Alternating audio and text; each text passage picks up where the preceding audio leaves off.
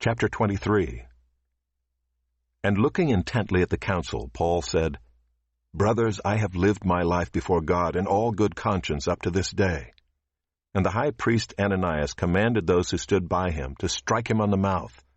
Then Paul said to him, "God is going to strike you, you whitewashed wall. Are you sitting to judge me according to the law, and yet contrary to the law you order me to be struck?" Those who stood by said, "Would you revile God's high priest?" And Paul said, "I did not know, brothers, that he was the high priest, for it is written, 'You shall not speak evil of a ruler of your people.'"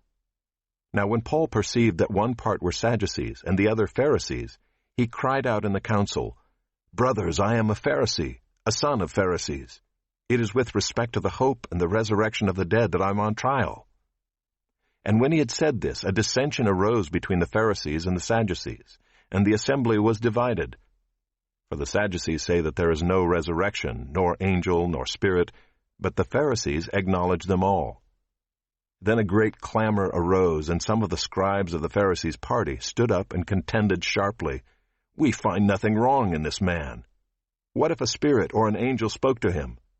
And when the dissension became violent, the tribune, afraid that Paul would be torn to pieces by them, commanded the soldiers to go down and take him away from among them by force and bring him into the barracks.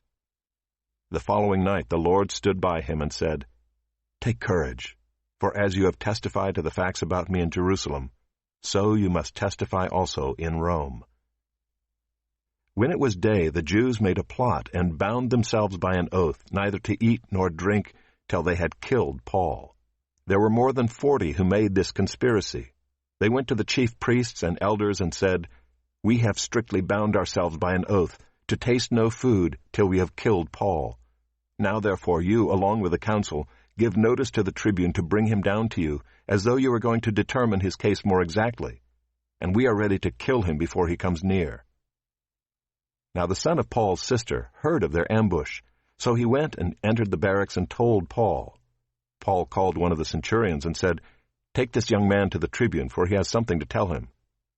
So he took him and brought him to the tribune and said, "Paul the prisoner called me and asked me to bring this young man to you, as he has something to say to you." The tribune took him by the hand, and going aside asked him privately, "What is it that you have to tell me?" And he said, "The Jews have agreed to ask you to bring Paul down to the council tomorrow, as though they were going to inquire somewhat more closely about him. But do not be persuaded by them, for more than 40 of their men are lying in ambush for him, who have bound themselves by an oath neither to eat nor drink till they have killed him. And now they are ready, waiting for your consent." So the tribune dismissed the young man, charging him, "Tell no one that you have informed me of these things." Then he called 2 of the centurions and said, "Get ready 200 soldiers, with 70 horsemen and 200 spearmen, to go as far as Caesarea at the 3rd hour of the night. Also provide mounts for Paul to ride and bring him safely to Felix the governor." And he wrote a letter to this effect. "Claudius Lysias, to His Excellency the Governor Felix, greetings. This man was seized by the Jews and was about to be killed by them when I came upon them with the soldiers and rescued him, having learned that he was a Roman citizen. And desiring to know the charge for which they were accusing him, I brought him down to their council. I found that he was being accused about questions of their law, but charged with nothing deserving death or imprisonment. And when it was disclosed to me that there would be a plot against the man, I sent him to you at once, ordering his accusers also to state before you what they have against him."